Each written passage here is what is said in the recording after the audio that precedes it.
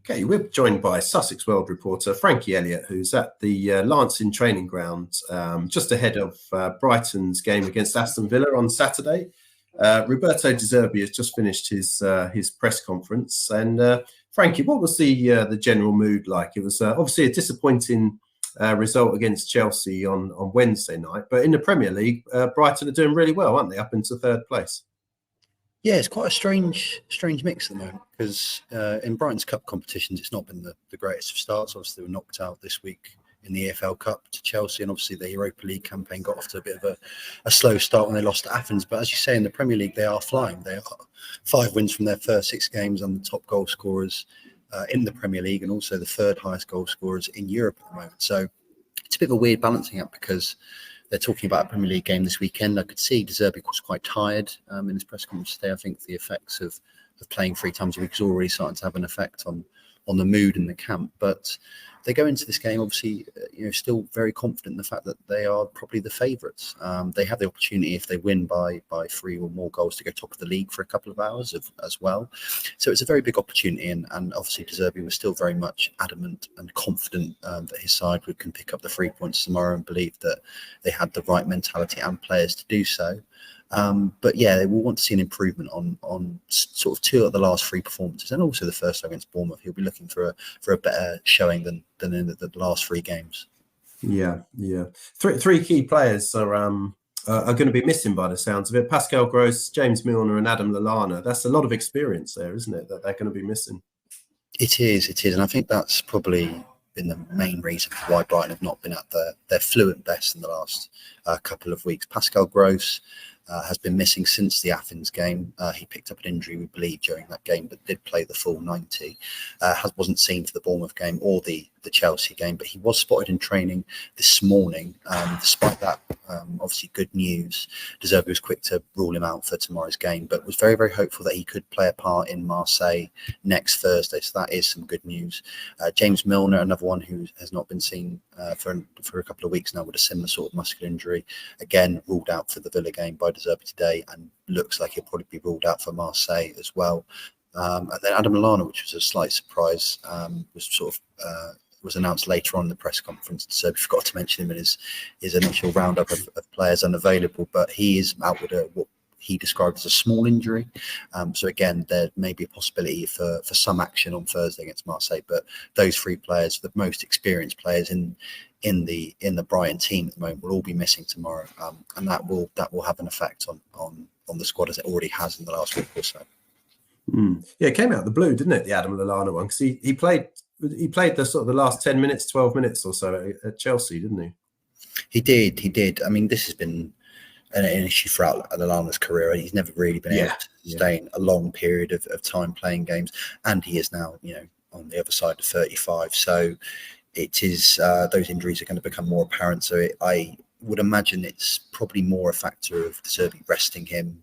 It's probably an injury that he could probably play through, I'd imagine, again doing a 12-15 minute stint at the end of the game. But yeah, I think De Zerbi sees the bigger picture and sees enough in his squad to last without him for the trip to Villa Park. So I think that's why he described it as a small injury rather than anything major. On the plus side, Evan Ferguson, he's missed. Well, he looked a bit off the pace in the first half against Bournemouth. And then he was left out of the Chelsea squad to play Chelsea altogether. He's back in, isn't he?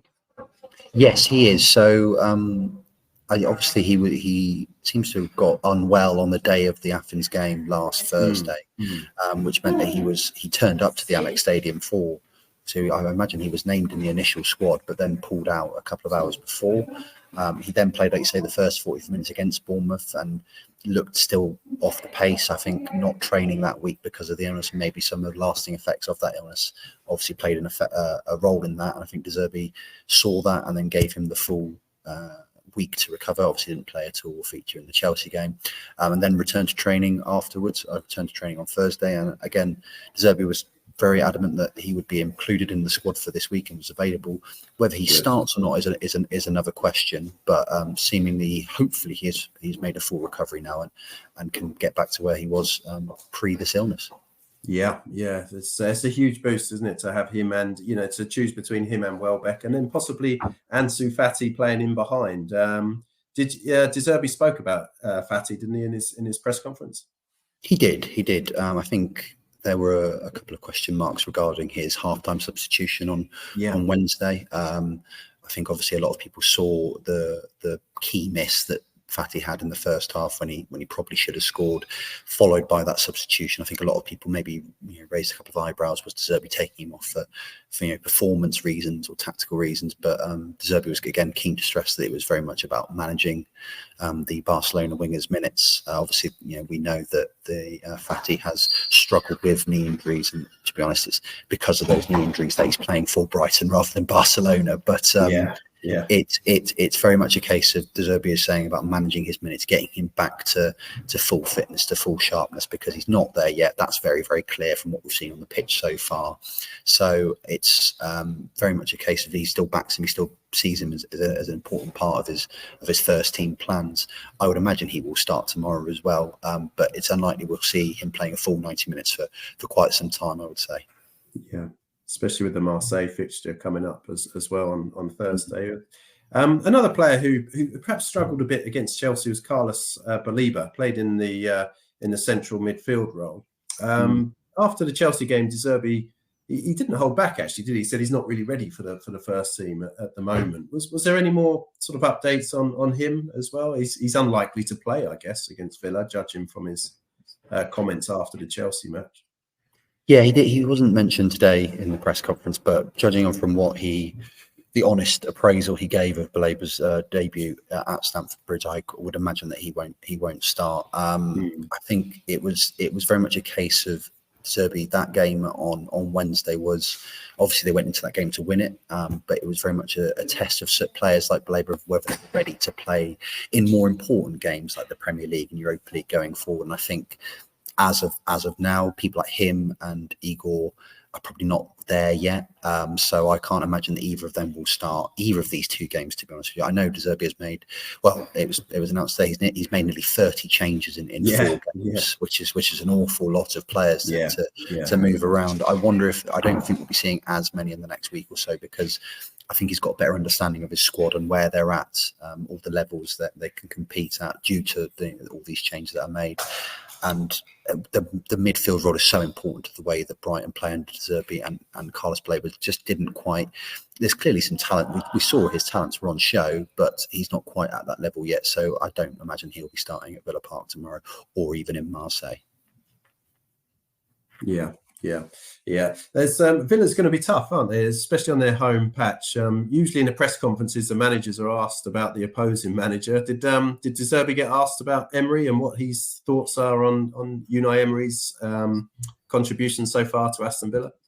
Yeah, he was briefly asked. It was a very classic response of saying he was a top manager and had done some brilliant things in both Spain and in England so far. Obviously, more so at Aston Villa than Arsenal. But yes, it's a tough game for Brighton because they've never won at Villa Park in their history, and also they've only won once against. Sorry, they have won at Villa Park, but that was behind closed doors during COVID. So they've never won in front of a full crowd there. That's their only win against Aston Villa in the Premier League. They've lost their last 4 straight games, so it's a bit of a bogey site. Obviously, Villa won both games, which De Zerbi was manager for last season, the final game of the season at Villa Park.